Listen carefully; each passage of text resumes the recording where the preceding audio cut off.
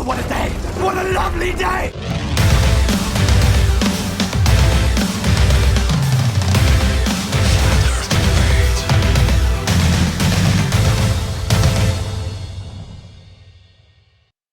Welcome to Flat Earth Debate, Uncut and After Show. I'm your host Nathan Oakley, and if you are new to this channel, or you've not done so already, then be sure to subscribe and hit the bell notification icon to keep up to date with the Flat Earth Debate. If you'd like to support this channel, there is a super chat that runs alongside each of these shows while they premiere. There's also a PayPal, Patreon and crypto link in the info box below the video. If you'd like to join the community debate, then go to nathanoakley.com and check out the Flat Earth Debate Forum. Now, we're currently joined by Slick James Johnson and Sleeping Warrior. How are you both doing? Hey, good morning. Managed to actually unmute the Hangout for the intro. So my wife was kind enough to take my eldest into the next room so they wouldn't have screaming kids on the intro for the pre-show, which is good. Happy days. So my whole position is to tear down the belief system in its entirety on all sides, wherever their beliefs are. I'm here to tear them down. I'm not against that. When it's beliefs within people that are on our side of it, for me, I don't know. Well, what you don't understand is that maybe there's an our side to you, but there is no our side to me. Reality doesn't have an our side. Within the Flat Earth Debate community, there is definitely a side. Right, but I couldn't care less about the Flat Earth community. They mean nothing to me.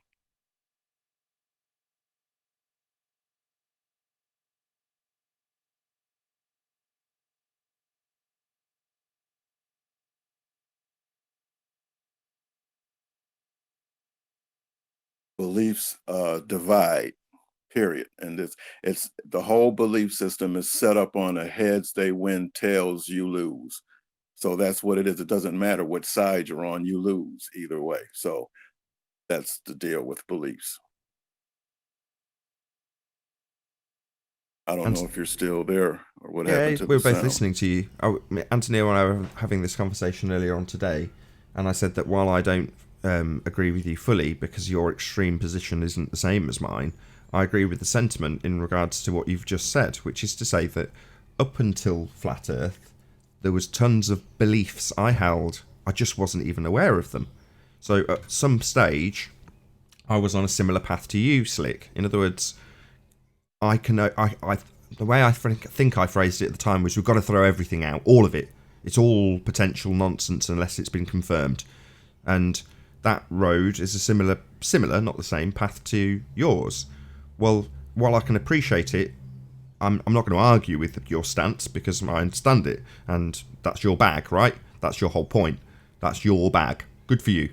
Well, I think it's a useful tool when you have somebody who's the total opposite, which is someone like Chemo. And when Spurs says or offers up his evidence for things like a dome, and provides evidence that the same side, as Anthony puts it, is arguing against, then that for me is a good demonstration of beliefs leading you down the wrong path in the face of us exposing beliefs. So it's a very useful contrasting position that you currently hold.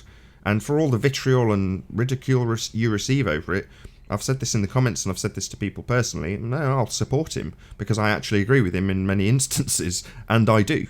I'm sure you appreciate that anyway. And like Anthony says, I often do question why people get in such a tiz about it. It's like, well, live and let live, man. What's the problem? I don't get it. If you don't agree with him, fine. So what? But how does it affect? Why does it compel people so much to challenge you on it? That bit I don't understand, and I assume that's what you mean by that, Anthony. Honest to God, for me personally, if you don't hold any beliefs, you end up arguing over whether or not you're solipsistic. And if you're not solipsistic, then you must have beliefs. But right. Well, it's moot anyway. And this word solipsistic keeps coming up, and I keep explaining. I have nothing to do with that. That has nothing to do with me, because whatever that means that I'm holding a position that has something to do with me. and it doesn't. Reality doesn't have anything to do with me. Reality just is. So I can't be whatever that word is. I can't be that holding that position. Hey, Paul, can we get a mic check from you? Hello, hello, hello. Not bad. So you understand, sleeping? How can I be solid, whatever that is, if I hold the position that reality doesn't even require me at all? I don't count. So how can I be that? Yeah, but what you just said there is not what we're talking about. You just said then that reality doesn't need you in it for it to exist. Exactly. In other words, reality just is. It has nothing to do with me. So this solipsism thing, that can't be me. Maybe that's what the controversy is caused by. I mean, I would, on a fundamental level, disagree with that statement and say that I do have an influence on reality. Right. See, and that's where we differ, because I don't. Fair enough. I get it.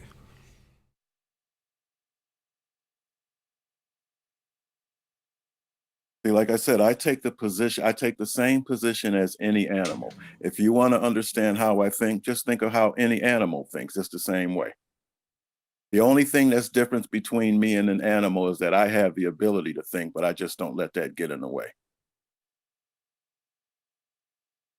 So yesterday, Paul charged you with using like Christian terms like lamb and lion and things like that. Did that ever get a response? Is that just a coincidence, Slick? Well, those are not Christian terms. Those are hijacked terms that the Christians take, and they try to own them to give themselves validity in their stance on thinking that they're close to God. So is that a yes then? You are intentionally using those terms to... Those terms are everywhere. They're not just there. All philosophy says the same thing. No, but in terms specifically, because he's here, Paul specifically charged you with doing it because they are Christian terms. Is that correct or incorrect? No, that's incorrect, because they're not Christian terms. They're just terms that the Christians hijack for themselves. Okay. So I didn't hijack anything. These things are found in the scripture. So you're going to have to show that those and other things as well, like first will be last, the lion and the lamb, all that's found within Christian terminology in the scripture. Exactly. Right, because the Christians hijacked it from all cultures. All cultures feel the same thing. But what Christianity did was took all those cultures and they personified it in the creation of Jesus. Jesus was never born and was never intended to be meant as a real person. It's a representation of the sun in the sky. Everybody was fine with that until the Christians came along and decided, hey, you know what? We could take over the whole world if we personify this. And that's exactly what they did. Isn't that just the zeitgeist narrative, though? Wait a minute, I didn't hear you. You broke up. Isn't that just the zeitgeist narrative? I don't know anything about zeitgeist. I don't know what, I heard that word before, but I don't know what that is. Okay, well, you haven't pissed me off like Pete Shea, where I'd pigeonhole you and, make that assertion. Because, Pete Shea's a different kettle of fish, right? When I'm tying him to the Flat Earth Society. Just for the record, I don't think Pete's a Flat Earth Society member or a shill in any way, shape or form, but the mere fact that he goes around accusing everybody of it while he's using a Flat Earth Society narrative, for me, was quite amusing. So to tar him with the brush, because there's been a couple of people since, like Ninja Man, who've said Pete is a Flat Earth Society agent. It's like, okay, right, I think I've pushed that a bit too far then. Pete's not a bloody agent. I don't know that. I've just got no evidence to prove it's the case. He just happens to be, according to him, independently of using a Flat Earth Society narrative. That doesn't mean anything, really. But I just shoved it in his face because he was calling everyone agents, including myself. So there we go. Just want to clear that up.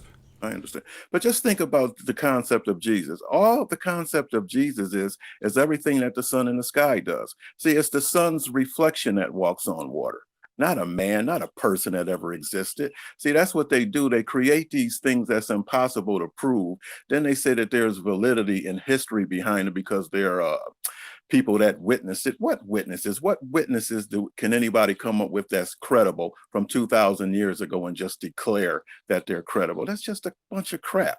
They just hijacked reality so that they can rule the world. That's all the Christians did. Hold on then. That's something you've thrown out there. Let's see if Paul's got a response to it. I'm not learned in the ways of the Bible. Paul is. Can you hang on a second? I'll get back with you. You can keep discussing. We're going to start live in about 2 minutes anyway, so.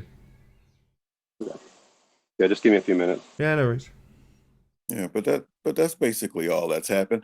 All cultures understand the sun and the sky, and what they did was they built stories around the sun to represent what the sun does for them, because the sun turns water into the wine by making the grapes grow so that you can make wine. These are just old folktale stories that the Christians came along, personified it, and now they own reality now. That's what they did. It's just a trick.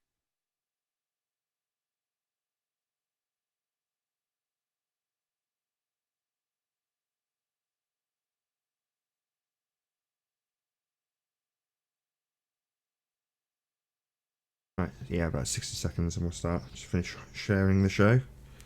And Nathan, I hope that I don't offend you, but people like Betty, John, and Paula, all they are agents of this trick, so, and I have to call it out like I see it. That's just how it is. Whether I'm right or wrong, I'm sorry, but that's what I see. They're just fraudsters, fakes, tricksters. Obviously, I don't see it that way. You can say it. You can say it. Listen, if it helps you to say that's my opinion, say what works for you. Well, it is your opinion because I disagree with you, but am I entitled to my opinion? That's what I just said. I just said if that works for you, do what works for you. Okay, just real quick. I'm back. You made claims without proof, so you're making. You're going to have to show me, which is what I asked before. And so far, every time I've tested what you've shown me, it's shown to be false.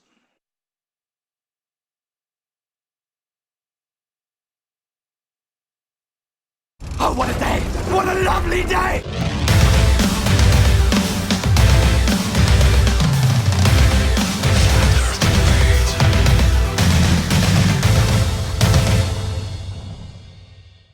Welcome to Flat Earth Debate Live. I'm your host, Nathan Oakley, and if you are new to this channel, or you've not done so already, then be sure to subscribe and hit the bell notification icon to keep up to date with the Flat Earth Debate. If you'd like to join the community debate, then go to nathanoakley.com and check out the Flat Earth Debate forum.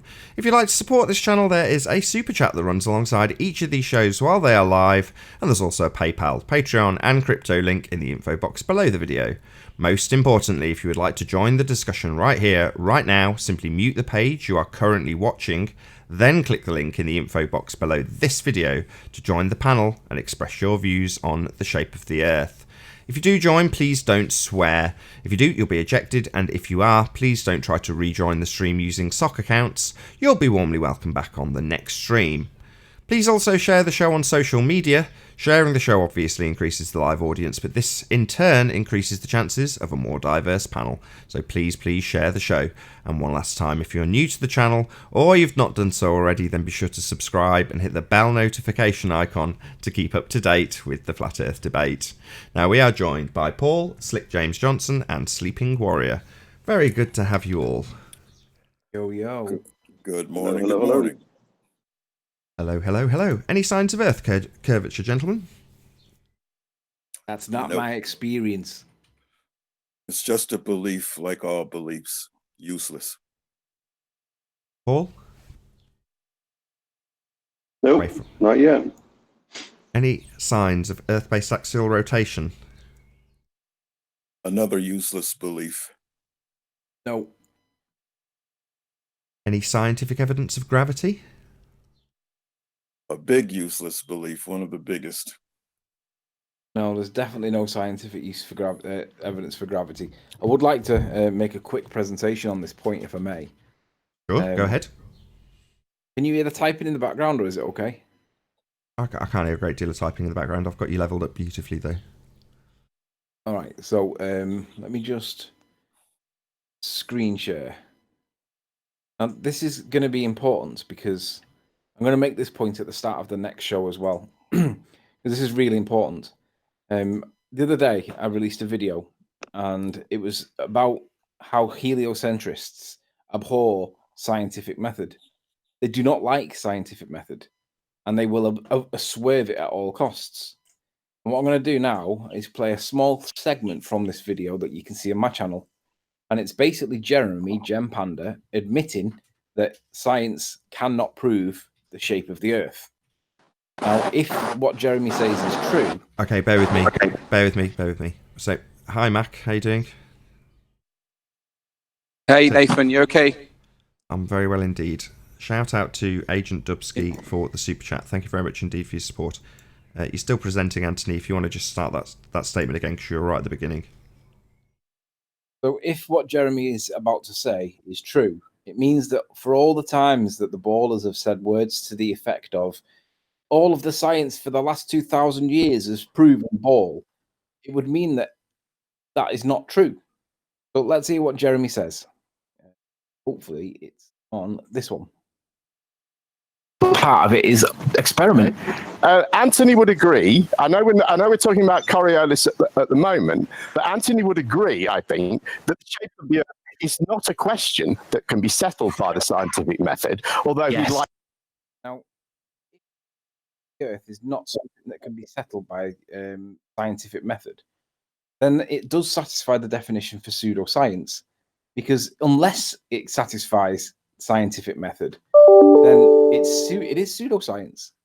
So if Anthony will agree with Jeremy's assertion, of course I will, then all of the assertions prior to now, Jeremy's throwing them all in the bin. So the likes of when the Rumpus, for example, says the whole body of science, Nathan, that can be put in the bin now because Jeremy's claimed that the shape of the Earth is not something that can be settled with scientific method. And I agree. So how many times have we heard people say things like, oh, the whole body of science, or all the observations or experiments that have been done for like the last 2,000 years? Jeremy now states that that's the current position. It can't be satisfied based on scientific method. Now, in this particular video, I got a thumbnail that was a message from Conspiracy Cats. So what I'm going to do is I'm just going to show the message here. Conspiracy Cat says, people argue science for the globe all the time. You have your fingers in your ears. Well, if people are arguing science for the globe all the time, but Jeremy says science can't prove it because it's not a question that can be settled by scientific method, then people like Conspiracy Cats are the problem. Now, in this video, I've got the pinned comment, which is directly to do with Conspiracy Cats. And Conspiracy Cats has got this background. There's a back and forth going. And the bottom line is, Conspiracy Cats is one of the people that, by virtue of his job, teaches children scientific method. But when it comes to the shape of the Earth, Conspiracy Cats doesn't want to address it. He does not want it to be the case that the shape of the Earth cannot be proven within science, because it's the thing that he teaches. He teaches children. And the question that we've got to, and he won't answer me, is do you have to manipulate your independent variable to stay within scientific method? And if the answer is yes, then we can't prove axial rotation, we can't prove gravity, we can't prove curvature, because you can't manipulate any of these things. But he can't answer yes to this question because he knows that everything from that moment on falls outside of scientific method.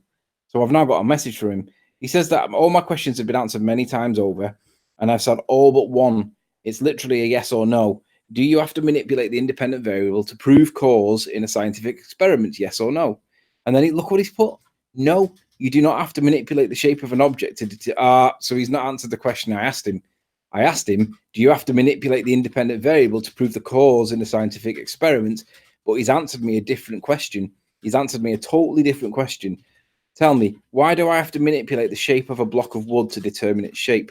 No, you have to manipulate the independent variable to prove it's the cause in a scientific experiment. So you can do that with gravity, you can do it with curve, rotation. If you're going to claim that science proves curve, gravity, axial rotation, you've got to manipulate your presumed cause in the scientific experiment for it to be scientific. If you fail to do that, it falls outside of science. But unfortunately for the heliocentrists out there, it forms something that we call pseudoscience. So if it doesn't comply with scientific method, it is pseudoscience. Jeremy accepts that the shape of the Earth is not something that we can demonstrate within scientific method. And Conspiracy Cats teaches children in schools that is what you can do. You can ignore manipulating it. No, Conspiracy Cats, you have to manipulate it to prove cause and effect. And he knows it, and he's cornered, and he will not concede the point because it's his profession. Sleeping, can I ask you a question real quick before you move on? Do you think the same thing about John's quantum eraser experiment? Do you feel the same way? Don't understand it, if I'm honest. In essence, I agree that light is a particle of masslessness. No, but that's not my question. My question is, do you think that the scientific method is applied in that? In other words, because you just did Conspiracy Cats away, John has his thing that he calls an experiment too. Do you feel the same way about that? Is that scientifically proven, or is that just a myth? This is the one thing that I'm not sure about with that question. I don't know. See, I agree with you in essence, because what's the observed phenomena? Light. Okay, what causes light? We don't know. Did they manipulate light in that the double slit experiment? And to be honest with you, it confuses me. Is the answer? I don't know. Is the answer? It's not something that I understand well enough to be able to come to an answer, an opinion on an answer. But I'd like to hear your position on it, given that you're asking that question. Well, my position is that the whole thing is a crock. It's just like, I don't want to hijack Annan's point, but it's Cavendish on steroids. Really? I lean towards that, and I tend Physics to agree Warrior, with how it. you doing? Hey, Nathan. Hey, Riley. Because I don't really understand the double slit experiment. I understand what they say it is, but I don't understand enough about it to be able to come to an opinion either way. I don't know is the answer. I hear you. The wave function collapse of light is the dependent variable. Knowledge of the which path is the independent variable. The thing that my question is, where in nature do we see wave collapse? Through a crystal. I'm just trying to figure. Well, you don't see wave function collapse. You see a diffraction pattern through the crystal, which was the original observed phenomena, and then they observe wave function collapse. So the entire history of this experiment is a progressive history. Just hang on, do a search for Latham in the inbox and see if we had any emails off them before. Sorry, are you talking to me, Anthony? Oh, sorry. Thought I was on mute. Hey, Paul? Yes, sir.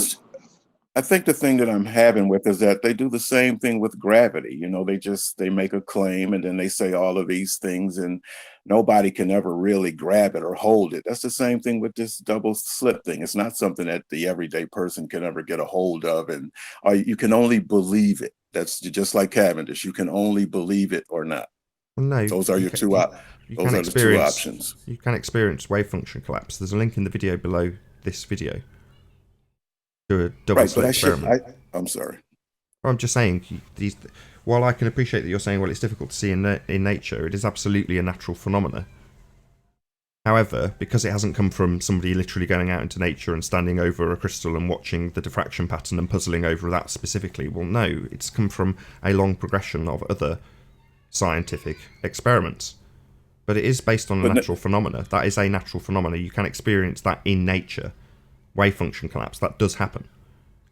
Right, but Nathan, my question to you is, this information, is this coming from you or somewhere else?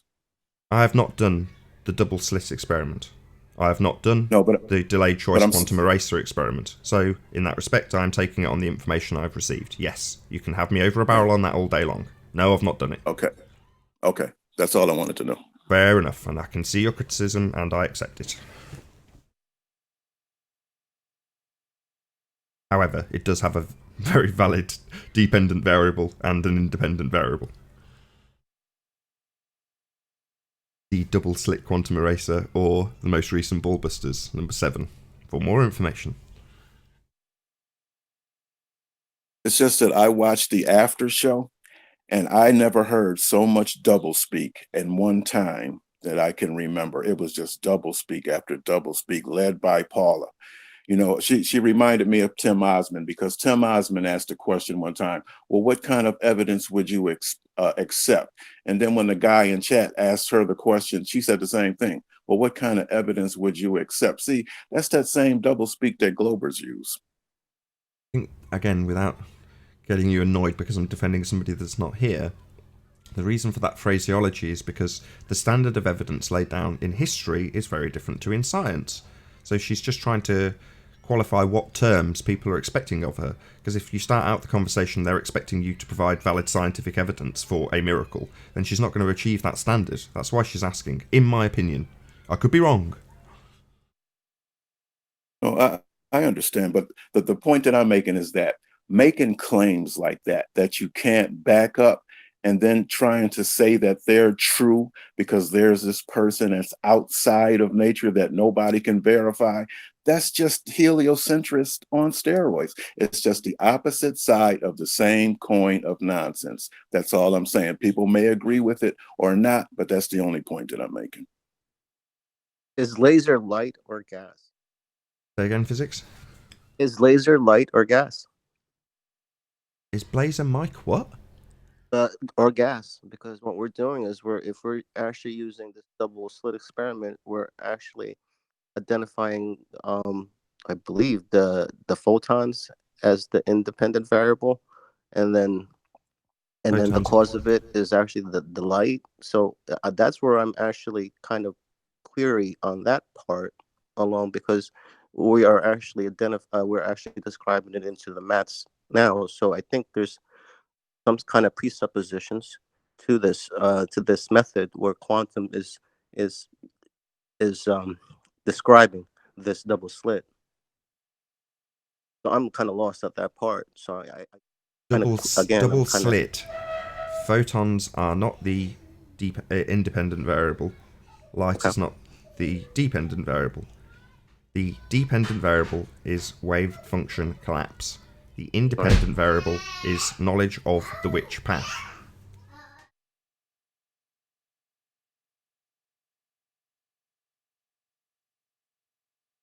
So to put that more succinctly, the pattern, the diffraction pattern, the interference pattern, all of those bars that are observed when there are no slit detectors, the interference pattern, quantifiable mathematically as a waveform, that which collapses upon knowing which slit the photon passes through, causes wave function collapse. That is the dependent variable. The independent variable, cause of what you observed as the phenomena, wave function collapse, those interference patterns turning into two lines like the slits, that is the phenomena. The cause is knowledge of which path, which slit the photon passed through. As soon as you know that, you cause wave function collapse. That knowledge, the knowledge of that information, the knowledge of the which path being which path the photon travels through. As soon as you know that, you no longer receive the phenomena of the interference pattern. You cause it to collapse.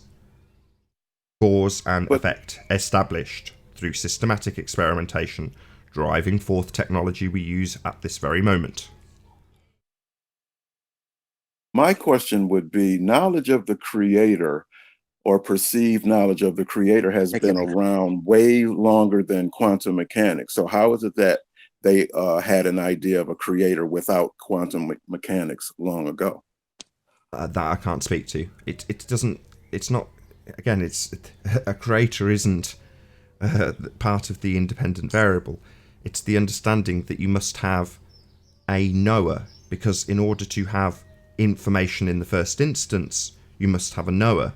So that being the case, you can extrapolate it out and put it into the two ontological primitives. Does everything simply exist as matter?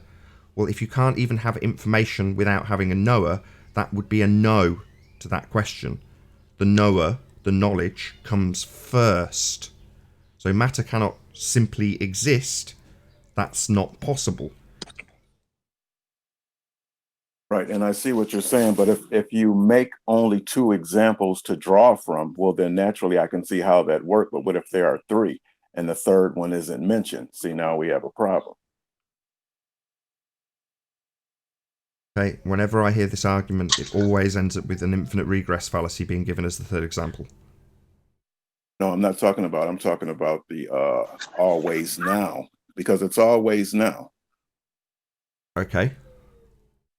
Right. So that's my point. That's the third option that no one talks about.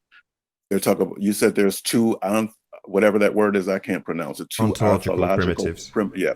Okay. Well, what if there's three? What if now is the third one? I don't understand. The question being asked is in regards to the beginnings. Did everything come from nothing? I'm sorry. Did everything come from nothing, or did everything get created? That's the question being addressed. Exactly. But my point is, those are two things that are listed. What I'm saying is, what if there's a third thing that's not being addressed? Can I say something real quick about that? Go ahead. I mean, actually, technically, Slick's comment would actually fall under that things have always existed. It would fall under that category. So really, you're still back to two. If we take his concept of everything is now, that means it's always existed. So you're back to either one or the other. You haven't added a third one. Well, that's still the same thing now. That is the third one. Whether you want to call it always existed or always now, it doesn't matter. That's still a third choice. No, it falls under the one that's either nature, which is things have always existed, which is nature, or there was a beginning. It still falls under that first category. Everything's nature. No, you're missing the point. Let me put it to you this way. You got two categories right now. You have the Big Bang or intelligent design. Those are the two main competing things, correct? No, because those are extractions and descriptions of what is possible within each ontological primitive.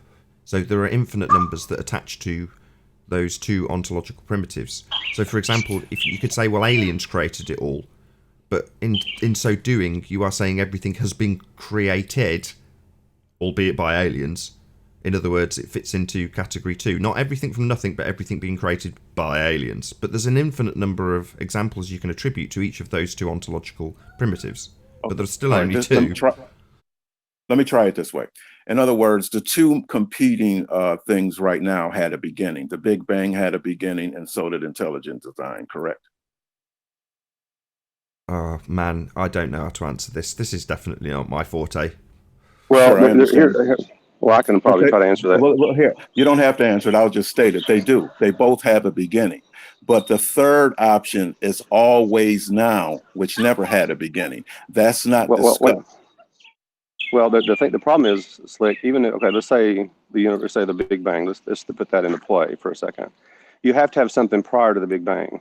Yet there's something prior, something that has to be before. Like the universe can't come out of nothing; it has to come out of something. So you can't get something from nothing.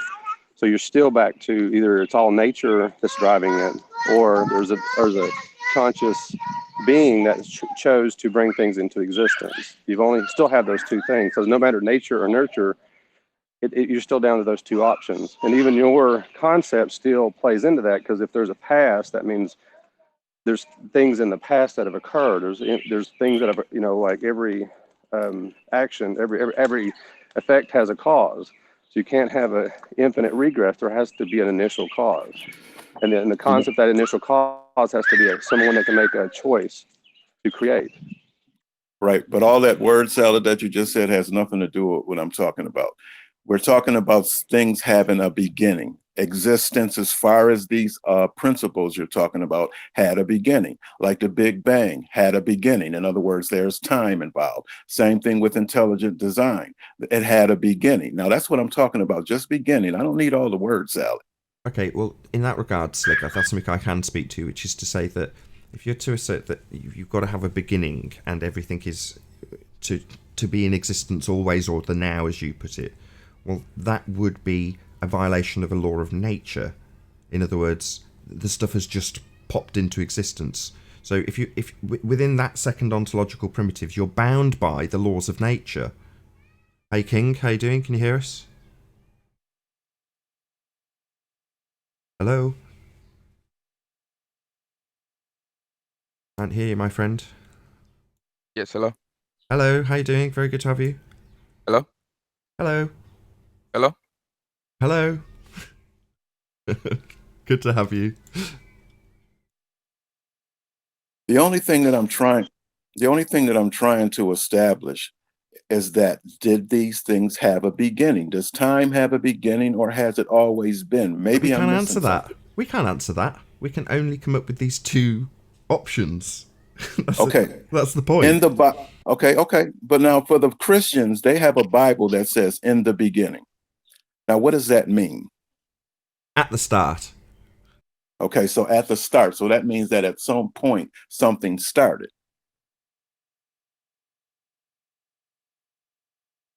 Okay. Right. So now, as far as the Big Bang goes, they had a start too. They're the singularity. At some point in time, something started. So that's my point. They both had a beginning. Now, these are the 2 points that are argued. These 2 points that had a beginning, but there's a third point that didn't have a beginning. Yeah, but you're tying the ontological primitive to the Big Bang, and that's just one example. No, I'm not. Well, you're saying in the beginning of the Big Bang story, or in the beginning of the Christianity story, it's got the words "in the beginning," therefore both have a beginning, therefore they are part and parcel of the ontological primitives, and they're not. Well, maybe I'm missing something, because like I said, I'm under the impression that these are the 2 competing concepts and they both had starts. No. Good morning. Hi, I didn't see you there, 10th man. How you doing? Wonderful. I was sick the last few days. Can I rephrase it? Maybe that'll help. Go ahead, Paul. Nathan. Yeah, sure. Either all nature or laws have always existed, or there was a beginning. That's the only 2 options. Either nature that's always existed, or there was a beginning. That's the 2 ontological primitives. Okay, so nature has always existed. This is agreed upon? No, I don't agree with that. That's the 2 That's options my you point. have. See, that's my point. I'm trying to give you I'm trying to give a third option. I know. The third option. That's part of the ontological primitives. So you're trying to shoehorn in a third option. Yes. Nathan. Go on, 10th man. When Jesus was on earth, they kept trying to find out who he was. And there was a part where he said, "Before Abraham, I am." And they took up stones to kill him. And it says the reason why is because he was equaling himself to God. Now, if you go back to the Old Testament, when Moses said, "Well, if I go to Egypt and tell the Pharaoh, let my people go," he's just not going to let my people go. So what do I say? Just tell him that I am sent to you. So here's where I think maybe a disconnect is. In the beginning, in Genesis, is the beginning of time and the beginning of creation according to the Judeo-Christian beliefs. But God has no beginning. And so what I think Blake is trying to say is that time doesn't exist and always is God. So he's got an impersonal, always something. And the people who believe in God have a personal, always entity that created time and the beginning. So to attribute the creation of an eternal being to his creation of time is I mean, it just doesn't make sense. So the Christians believe that God has always been, and then he created everything that is a thing, an effect. So for an effect, you have to have a cause. But God is not caused. God is self-existing. He's not self-created. That's the answer here. Right. But once again, and I really would appreciate it if you didn't speak for me, let me speak for myself, and don't say what I'm saying, because that's not what I'm saying. You know, you just keep hiding behind. Right, let's put an end to this. No worries. Fine. I'm so tired of you running away from what you've said already. I can't coach you. You're Teflon. Forget Slick. You're Teflon, James Johnson. Teflon. Man up and own your words. So yeah, like I said, Nathan, what I'm saying is, yes, I am invoking a third option that has never been considered. That is exactly what I'm doing. But you haven't managed it yet. I know that's I'm in the process. The thing is, I'm in the process. It's a process. It's happening right now. Hey, Chocolate, can you hear us? I think. Go ahead, King. See, one thing I think. Oh, sorry. I'm sure King wanted to add something to that. Did you want to add something, King? No, I was just gonna ask. I keep hearing Jesus, Jesus, Jesus, and I know you already talk about it, but I want to ask Paul, where in the Old Testament is Jesus talked about, like prophesied about? Let's. I mean, we can do that at some Yeah, other let's time, but keep I it don't on. think. Yeah, that's what I'm saying. Let's keep it. Let's go back to the two options. And Okay. what I was saying to Slick, he said he bringing up a new one, and the new one is the first one that Nathan said, which is, everything always been here, or nothing was really created at the beginning. So I don't get what Slick is trying to say. Maybe he could say it again. Well, Right. just before this conversation, Slick did concede. He's like, well, I'm trying to get there with it. I'm not there yet. That's fine. We understand what he's trying to achieve. He hasn't necessarily declared that he's got a third ontological primitive yet, but there we go. Right. That's what's happening right now. In other words, it's going on this second. And what do you have to back that? Now is what I have to back that, because that's what I'm talking about now. I am What is talking now? about the concept of now is where we're at right now. That's where we always are now. So, but you connect always to now. So define the two. Well, now is the only thing that always is. Meaning? Meaning what I just said. Now is the only thing that always is. What do you mean, meaning?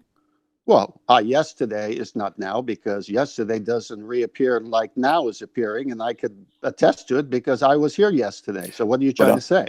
I'm not talking about yesterday. I'm talking about now. Now is the yesterday only. is part of all. You can cut me off. You want to cut me off or let me finish my statement? Now Go is on. the only.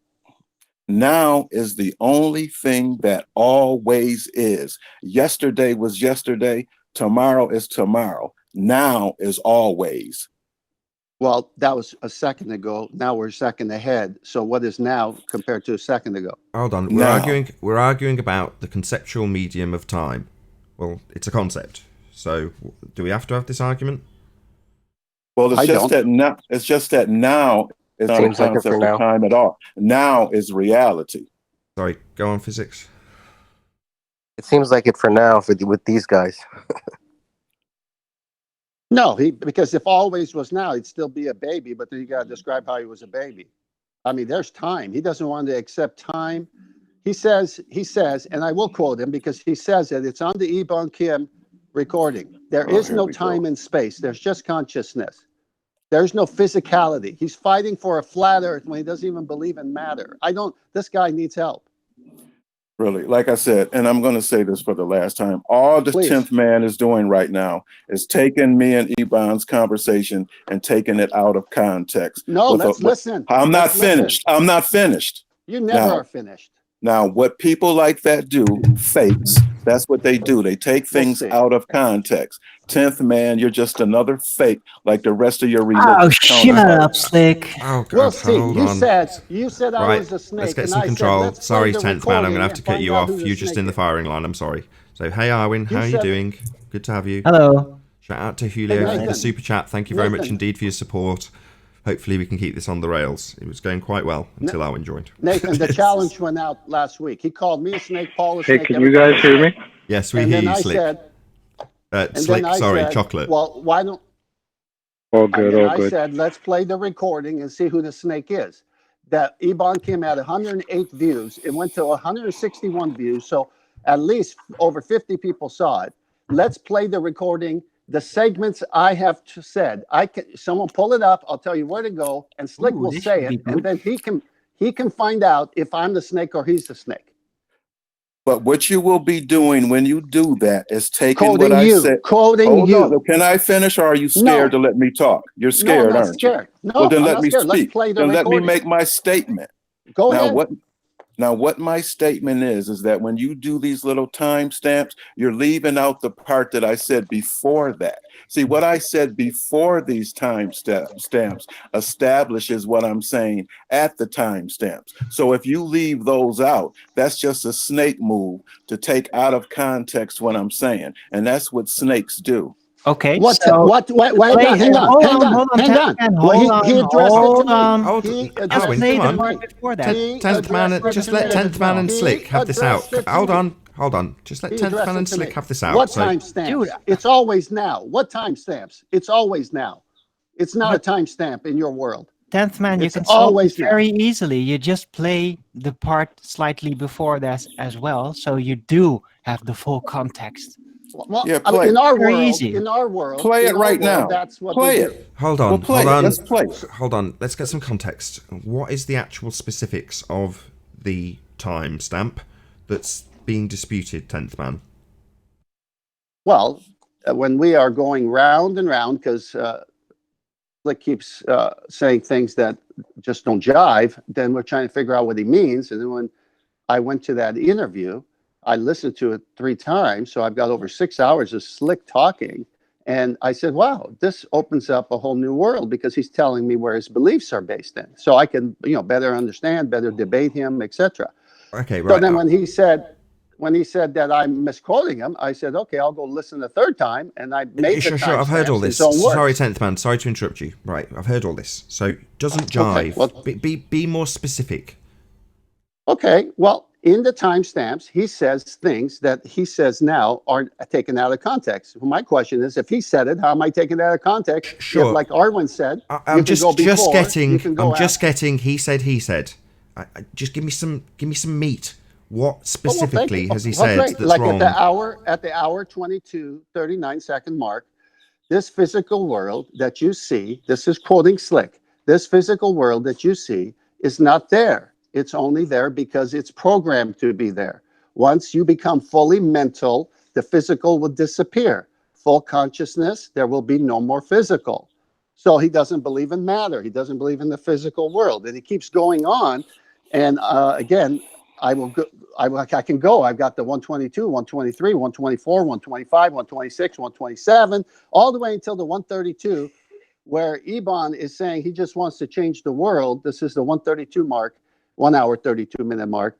And Ebon is saying to Slick, hey, I just want to change the world, make it a better place. And Slick is saying it back to Ebon. And then he says, but what if it's not there? This physical world never happened. No body that was ever, or nobody was ever born. Or, I'm sorry, he says never born. You were never Ebon Kim. You were never that person. You were never a male, never went to work, never ate food, never had a job, never went to school. He's trying to tell Ebon he doesn't exist.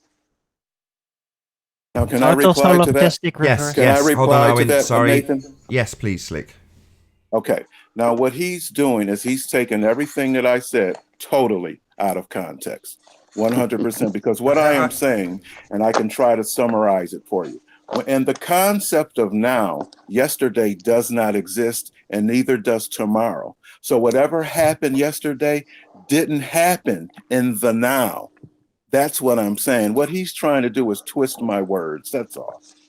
Well, let's play it. I don't think so. I have Hold the on, full hold on, context. hold on, I've got hold 6 on. hours of you. Please, tenth man. So, from what I'm getting so far, tenth man saying that you're trying to convince somebody else that they don't exist. This is documented as a record, regardless of whether or not conceptually yesterday exists or not.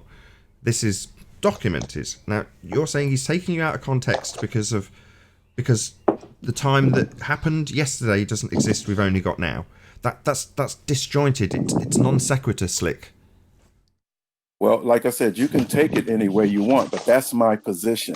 Now is the only thing that exists. There is no such thing as yesterday. Show me yesterday. Take me to it. Show me where I can put my hands on He it, is. like I can put He my is. hand. He Hold is. on, I'm not finished. I'm not finished. But he Show is. me how I can.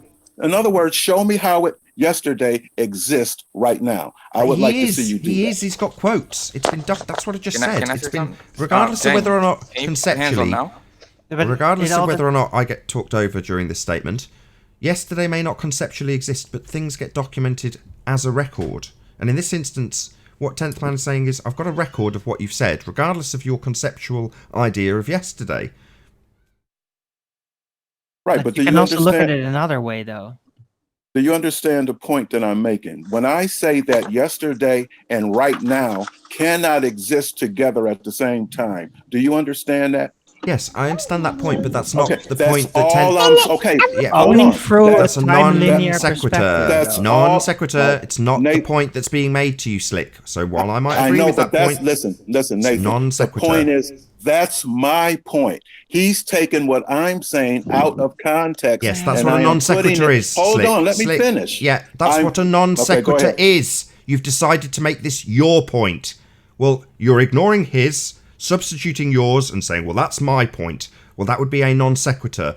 So his point is that you're trying to convince others there is non-existence in their life. That's his point. You're making about whether or not yesterday exists. Non sequitur. Right. And what I'm telling you is that his point is wrong because that is not what I am saying. He is taking what I said out of context. Hello. I am not. You are lying. That's your opinion and you're entitled to it. It's my always now. You said it. It's recorded. Listen, I It's your challenge words. anybody Can you who play wants, it? I'm curious now. Listen, Hang on, I will play Because it. if I you're will saying get that it he's on my lying, phone. I'd like to see. I here's the challenge play it. anybody Don't to need to. go ahead and listen to the whole interview. I do it, please. I'm not afraid of it. Okay, can I That's ask what wonderful. interview we're talking about? Working hours. Yes, I'd I'm like to actually put interested. I'm Yes. actually interested to know which interview. What are we talking about? The I'm It's channel- so out the of Ebon context right Kim. now. I'm going to play it right now. I'm pulling it up. I'm Play gonna the play it whole on my thing. iPhone. Hold Play on. the whole thing. Hold No. on. My We're not going to show. play It's a not my 2-hour show. interview. Let Nathan Guys, can I play get the some whole thing. control? Hello? Look, there's no point that I can recall that Slick has denied that those were the words he said. There is no necessity to play it. He has not denied any of these quotes. So what's the point? Well, he's saying that I'm misquoting him. And I said last week, No, he's go not. to the Ebon Did Kim. not say that. No, he didn't. He said you're taking him He out said of context. Yeah, well, that's different. Right. Well, he's not Okay, denied well, the words he's okay. used, and then his No, that's retort is a fine, non that's fine. sequitur. I can I'm see. on your I can side see. here. Why are you talking over me? I appreciate I'm you're not triggered trying about to. this. So, he has said it's a non-related, not misquoted. But that's not the case. I've pointed that out to Slick. It's non sequitur to say, well, yesterday doesn't exist, in spite of the fact that the point you're addressing specifically in this instance, although there are many according to you, 10th man, this particular instance is about non-existence of a person. Well, that's different. That's not been addressed. Sorry, Slick. Well, It's okay. what do you want me to do? I got the Nothing. tape here. Nothing. Slick has used a Okay, non sequitur to address your point, 10th man. Okay, that's fine. I just know I did not take him out of context. You don't need to keep and talking. if- This is the point that I've got. I'm at the point that Slick has used a non sequitur to address that specific point. Whether or not I agree with it is irrelevant, but he hasn't addressed it. And at that point, he can say, "Oh, tough," and then we'll stop. Or he can say, "Okay, this is how I address that." In regards specifically to your example, which is, God, I can't even fully remember it now, something about people not existing or Ebon Kim not really existing. It's just a full-on Yes. simulation. Yes, he believes we're in a programmed reality that which he doesn't even agree with reality, but he says it's programmed and it shows itself in a physical way, and we have to just it's like an illusion. He says it's just like the Matrix. You just have to deny its existence. There's only one consciousness. You can't kill anyone because you'd be killing yourself because there's only one consciousness. I mean, it's you Hold on. Ebon's face. Fine. No, fine. You've reiterated your point. You paraphrased. That's fine. We've had the quotes. I'd prefer Slick now addresses it. Good job. Thank you, 10th man. Right. Now, I will address that with a question. 10th man, is it possible that what I am talking about is way over your head? Is that possible or not? Not possible. Okay, no further questions. Not if you use. He didn't say anything. Not if you use the rules of logic and the violation or non-violation of the law of non-contradiction. You use time when you want it, and then you don't want it. You don't use it. I don't need all the word salad. I asked a question and I got my answer. You're telling me that the subject that I am talking about, it's impossible for that to be over your head because you are all knowledge. Now, am I getting this right or am I missing something? Yeah, You're missing something. everything. You're missing a lot because you're violating the law of non-contradiction. You're breaking logical rules. It's now reasonable. You have no proof, nothing, just your opinion. So are you in charge of logic and reason? You get to decide what logic and reason is? Is that what you're telling me? No, the Socratic method and Aristotle, this was done a long time ago. Reasoning logic is similar to math, 2 + 2. There's no bias in it. Oh, okay. So you're going by Aristotle and these people. That's the people that you're putting this in? In other words, that's where you're getting this from, other man? No. He specifically cited the law of non-contradiction. Can you remind us of what the law of non-contradiction is, please, 10th man? Yes, I'll give a few examples. Nathan is a man. Nathan is a father. Nathan is a husband. Nathan cannot be his own father. Nathan cannot be his own grandfather. But when Nathan's children, should they grow up and get married and produce children, Nathan will be a grandfather. You cannot be in the same relationship, the same person. Non-A cannot be A. I heard you. So now are you trying to say that I'm disputing this? All day long. No. Hold on. Sorry, Slick. Sorry. So no. This is close to being a conclusion. Now, can you give an example where you believe Slick has violated the law of non-contradiction, please, 10th man? Well, he says it's always now, and then he references time. And then, so how could there be time and always now? Why is he even using time? He can't be using that word. He's got to deny it, but then he uses it when it's convenient. They both can't exist. You can't have no time and time in the same sentence. You just can't have it. Perfect. Thank you. You summarized it. I was going to get you to summarize it. Excellent. Slick. Now, what he said to me, that makes no sense whatsoever. I can't even make any sense out of that. Let me try and rephrase it. Could it be that it might be hold on. your head? We've got two things in play. One, time is only now and only exists in this moment.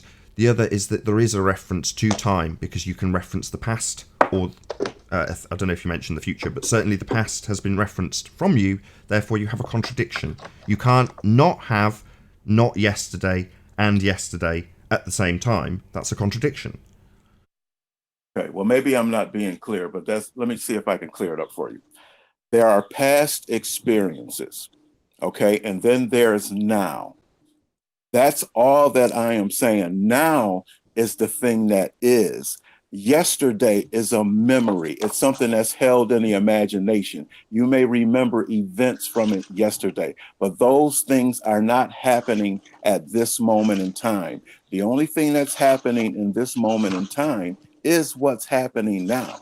So that's the only thing that I'm saying. It's just that simple. I think maybe 10th man is trying to make it too complicated. This is very simple. Talk about a word salad.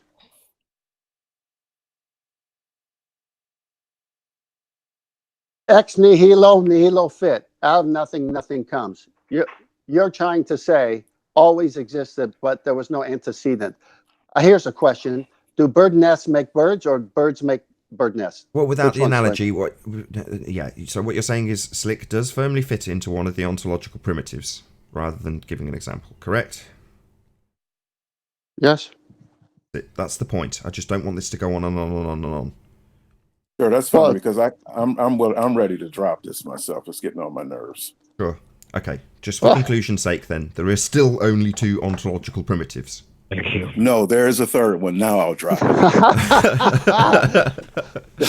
That's funny, man. Funny. Because I'm not giving that up. There is a third one. Now we can talk about it some other time, but there is a third one. Fine. Are you still with us, Sleepy Warrior? No, clearly not. He's sleeping. He's sleeping. I bet you it doesn't start with G. I am still here, yeah. I'm just appalled. I don't mean to be rude, but Christ, this is dry. You know, when listen, let me put this conversation in context. When Jeremy compares one of our tweets that he claims to be semantic, basically, another word for semantic is moot, because you're arguing over the meanings of words. Semantic's not a dirty word, and words do have meaning. However, this point that you guys are talking about right now, in my opinion, is moot. Not semantic, but moot. Semantics in general are red herrings. What difference does it make, is my question. Did you What hear was that, that? Tim? I didn't hear what he said. It's just a semantic game. Moot. I said it's a moot point. What difference really does it make? Well, because we're battling consequences of ideas. I look at what you tell me what communism meant to all the people that got killed. If it's a moot point, Consequence of evidence rather than discussing the minutiae of ideas. I agree. We need to discuss and use valid statements valid arguments to validate our statements so they can be true or not. But this is the problem with Slick. He's There you Teflon. go again. Please, somebody please stop him from this, please. Why should I stop? That's you. Every time the show's about you're like a magnet. Come talk about me. I'm gonna come in here and change the flat earth. I'm trying to stop this, but you're the one that keeps bringing me up. Would you stop it, please? Oh, okay. We'll see tomorrow morning show. Who starts it then? Jeez. Yeah, geez. Hey, oh, by the way, Nathan. Are you obsessed with me? Absolutely not. I'm just tired. Apparently you are. Just tired. Just like a stone under my sock in my shoe bothering my foot. That's about it. Belief is not very well defined as it has different meanings in different contexts. For example, we can define belief as a set which contains knowledge, being justified belief, as well as unjustified belief, or set which excludes knowledge. Meaning belief only ever refers to those things of which we are convinced without justification. So in the mornings, this person who doesn't want me to refer to him... Hold on 1 second, 10th says, man. Sorry, bear with me. Hey, Phil. How you doing? Can you hear us? How are you doing? Very well. Good to have you. Sorry to interrupt, 10th man. No problem. Every morning, this person that I can't refer to says belief doesn't exist. There is no belief. And yet belief, when viewed on proven facts, is recognized in context as justified belief. When you believe a lie, that's unjustified belief. So the problem isn't the word belief. It's either someone telling you the truth or someone lying to you like NASA. But this person who I can't refer to wants to get rid of the word belief instead of the word lie. Awesome. Okay, so what? No, just before someone adds anything to that, that's why I like this conversation. That's why I've not stopped it. That summary was superb. I missed right, it. And I still hold my same ground. Beliefs are useless. If you have a use for them, use them. For me, they are absolutely useless. It's just that simple. There's a definition. I think this is what 10th Man is driving at. And I looked it up yesterday and I even posted a video about it. Knowledge can be said as justified true belief. Knowledge can be defined as that. So, you either think or acknowledge that your information is true or not true. So if you think it's true, then you believe that knowledge is true. You believe in that. Now, you can justify your belief or not. And I think that's what 10th Man's getting at. Right. And what I'm getting at is I don't have beliefs because they're useless. Now, that's what I'm getting at. I don't care how many definitions you pull up. Beliefs are useless. Now, that's my position. If yours is different, so what? I looked up the word belief, Nathan, and its synonyms. And oh my gosh, guess what shows up? Knowledge, judgment, expectation, conviction. But guess a word that we like to use? Hypotheses. Hypotheses. Now, how in the world are we to do the scientific method and where we have to give our best guess, our best belief that it's this or that, and then we have to do the test, the experiment, and the null we have to get rid of because there's nothing validating that belief or that best guess. How could he say this in fact of the dictionary and what words mean? Okay, well, let me ask you a question. So let's take a fact. Do you need to find out by the scientific method as if a fact exists? In other words, if a fact is already there, do you need the scientific method to establish that fact? Yeah. You mean like the law of gravity? No, I said a fact, just any fact. Does the scientific method is that needed to verify something that is already a fact? I believe it because it's validated. It's self-validating. So what you're saying is It's an something axiom. that's It's an hold axiom. It's on, an axiom. hold on. I'm just Let me trying to get finish. clarity. Let me finish. It's self-evident. It's self-validating. It's an axiom. So I'm trying to get clarity. So something that's already a fact, you're saying that it needs to be validated? Axiom means a self-evident truth that requires no proof. I didn't ask you that. I just said, answered your question. I know, but no, you didn't. I said something that's already a fact. Does that need to be scientifically validated? He's answered you. No. Okay, thank you. I didn't hear it. He had too much word salad involved. Well, no, because there's more to it. He's saying you're describing an axiom, a self-evident truth that does not need any validation, especially not by scientific reasoning, as that would be establishing cause and effect. So what was his point of reading off of all of those synonyms and bringing up a hypothesis? What was the point of that? Because they're synonyms for belief. Right, and their beliefs are useless because facts don't need beliefs. But they're synonymous in some respects, Slick. Okay, That's so the just let me point. ask you a question. Does a fact require belief? To some degree and in some definitions. That's the point he's making. And the point that I am trying to make is no, they don't. So we just have to agree to disagree and let it go. Here's a question. Can facts be false? No. Well, Facts, really? Can facts be false? Yeah, I always cite this. It's from QI. I don't know where they got the study about, but they describe the half-life of facts. You ever heard that term? Yep. I won't steal your point, Paul. You carry on. Well, I mean, here's, Slick, I was thinking about this to go back. I got a phone call earlier and got kicked off, so I apologize for that. I'm on my phone today. But Slick made a point. He kept saying Christianity stole the historical narrative. Now, he's claiming facts. Now, that fact is true or not. Well, technically, it'd be on him to prove that Christianity is not based on historical facts. Now, either those facts are true or false. I said this before, and I'll say it again. He gave me information, so-called facts. I went to try to verify those facts. Those facts became not true. So those facts became false. Okay, so, you just misquoted me. I got to stop you because you're just trying to pull a trick right there. No, when you Slick, said, hold on, let me just make this point. Let me just make this point. You said that I gave you information and I said it was facts. I never said that. So please don't do that to me, please. So information is not facts. No, that's not what I said. I said I gave you information and you tried to pull a trick and say that I gave you information and said it was a fact. I never did that. So I just had to stop you right there. That doesn't answer my question. Is information facts? No, but don't you understand what I'm saying? Notice how I had to stop you because you're trying to pull a fast one. I'm not trying to pull a fast one. I'm asking a simple question. You said that the information that I gave you, and then you said that I said it was a fact, and I never said that. So why are you doing that to me? I never said that those were facts. Why are you trying to pull that trick? In my mind, facts and information are synonymous. They're synonyms. But that's not what I'm asking you. So don't pull that trick on me and say that I said something because of what happened in your mind. You gave me information, then I found out that the information was false. Whatever.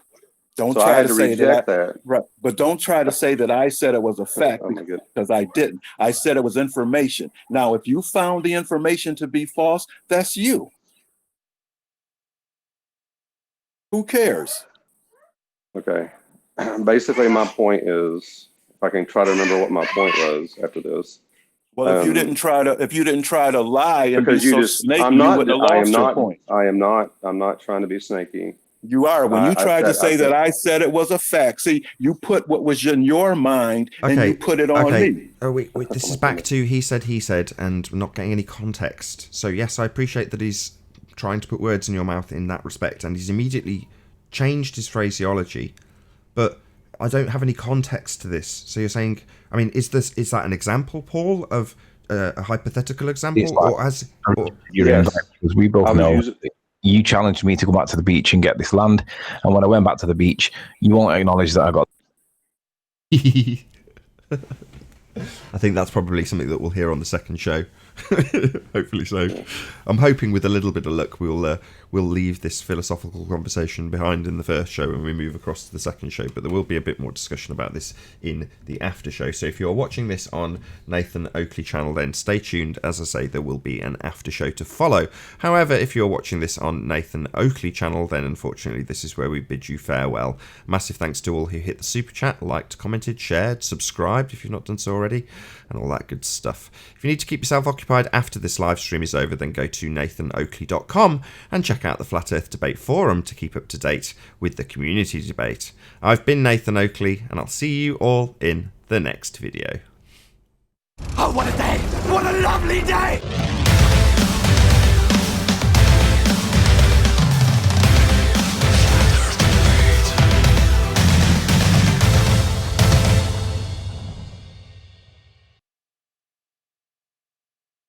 The reason that I can't hold Paul's toes to the fire is because I'm not the host of this show. So that's the only difference about what's happening right now. I have a question. Who is that? Phil? This is me, Philip. Yeah, sure. Go ahead, Phil. How do you explain the retrograde of planets? What's your claim exactly? How do you explain the retrograde of planets? I made no claim about it. What was your claim in that regard? Do you have a claim that you're making? Well, the claim is that the apparent change of motion through the sky would predict that the heliocentric model is correct. Do you want to take me ridiculous? Do you want to take me through that, Phil? Do you want to take me through that? Explain it to me. Well, when the planets retrograde, to make the assertion that the motions of these planets go around the Earth. Oh, sorry. So we're presupposing that they go around Earth then. So this is purely based on your presupposition that these lights in the sky traverse in a circular manner around a presupposed spherical Earth. Let me ask a question. No. Let me just make my point. That would be you begging the question, Phil. If you don't understand, please say, I don't understand how I've just begged the question, and I'll explain it to you. Okay, I don't understand. No worries. You asserted that these lights in the sky above our heads traverse a spherical Earth. You said when they go around Earth. So, in your premise, you assume your outcome. That is known as the fallacy of begging the question. I don't mind explaining a third time, if you still don't understand, how assuming that these things travel around a spherical Earth is assuming your outcome that the Earth is a sphere. Do you understand now? Okay. Do you understand how you have begged the question? Okay. No, okay, it's a yes or no answer. Do you understand how you have assumed your outcome when you declare that these lights travel around a spherical Earth? Yes. So this isn't a very good example of proving the heliocentric system, and in fact a demonstration of you assuming your outcome that the Earth is heliocentric. Okay. Yes. Not okay. A logical fallacy, which you reversed the proof burden of and demanded I explained, when in fact it proves nothing for your model. So, my first question, why would you demand that I explain something that proves nothing for your model other than you begging the question? Why would you demand that of me? Well, because I would like a better understanding of the flat Earth. Sorry, what the hell does it have to do with flat Earth? I've just pointed out that it only assumes you can beg the question that we have a sphere Earth, assuming your outcome, a logical fallacy. So it doesn't prove that. I'll ask again. Why would you use this logical fallacy to reverse the burden of proof and make me explain something that doesn't prove anything to do with your sphere world? I'd like to hear your side of the argument. I've just given it you. It proves nothing because the example must beg the question of a sphere Earth, as ably demonstrated when you said that they travel around Earth.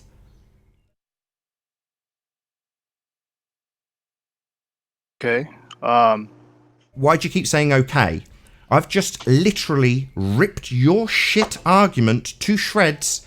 There's a long pause and you say okay and then ask me for my side of the story. Yeah, I don't make any claims. That was the first thing I said. Then when I got you to make your claim, it very quickly fell apart as a logical fallacy, begging the question. Can I make a new claim? What do you mean? You just long pause and then okay. So this proves nothing, Phil. Okay, well, can I make a new claim? Well, you could concede that you've used a logical fallacy and it proves nothing. And you've also reversed the burden of proof so that we disprove your logical fallacy, which proves nothing. This, to me, although I'm keeping relatively calm at this point, is an outrage. You haven't conceded, you've just nodded after a long pause. So, I concede to this argument through logical fallacy. Excellent. Yes, you can make whatever example you like. Please don't beg the question again, though.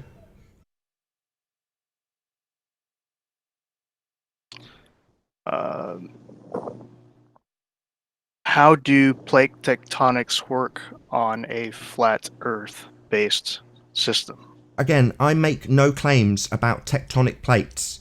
Perhaps you would like to make an example for what you think this proves, Phil.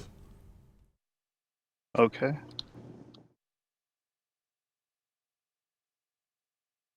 In your own time. Nathan, when you finished, I'd like to ask a question. The plate tectonics is a theory that the Earth's outer shell is divided into several plates that glide over the mantle. Then here we read that because of the pressure in the Earth causes these plates to shift, causes continental drift and hills and mountains. And it is a theory to show that there is a mantle and a core. So even in the heliocentric model, it's a theory? There's a lot of evidence to show that proves this theory. Okay. So, what kind of theory is this exactly? Is it a mystic Meg theory? Scientific? It's a geological scientific theory? Study. It's a geological study, yes. Of the mantle? So you just said it was a theory. So what kind of theory? Scientific theory. Oh, so it's establishing a cause and effect relationship through systematic experimentation based on a hypothesis, is it? So this is scientific evidence of the mantle?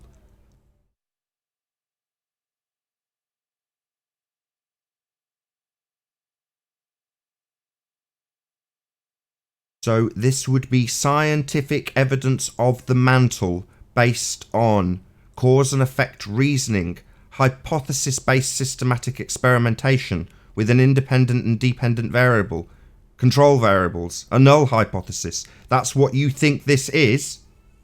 Or is it a mystic Meg theory? Scientific evidence of the mantle. Yeah, so give me all of the things I've just listed. Let's start with the observed phenomena, please. Okay.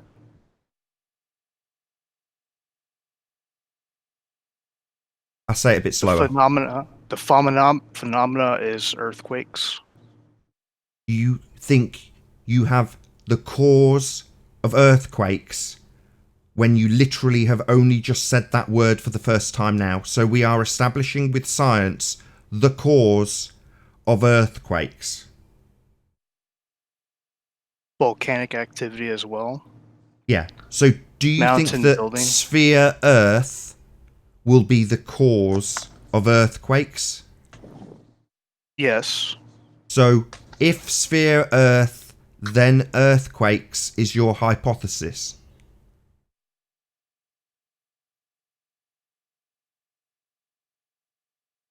I think round Earth would be a result for the cause of earthquakes, and plate tectonics would be. So if earthquakes, then sphere Earth. So the complete reverse of what you originally asserted. So if earthquakes, then sphere Earth. You think that's a valid cause and effect relationship, do you? Testable by hypothesis. You will be. I'm sorry. You will be varying and that? manipulating earthquakes to cause sphere Earth. That's what you think.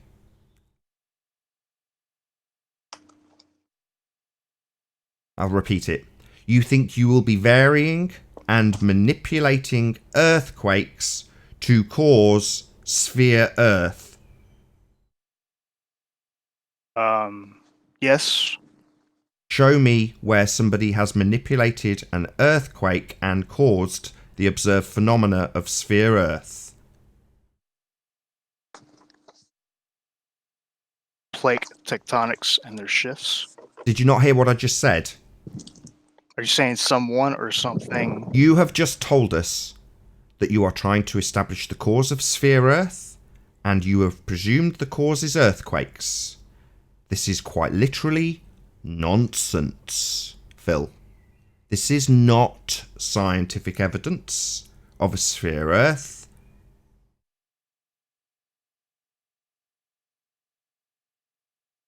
What is your reasoning behind that? I just explained. You will not be varying and manipulating earthquakes as the cause of sphere Earth. Isn't that obvious? How nonsensical that statement is, Phil? You think that you can vary and manipulate earthquakes, and when you do, you will cause a sphere Earth. That is nonsense, Phil.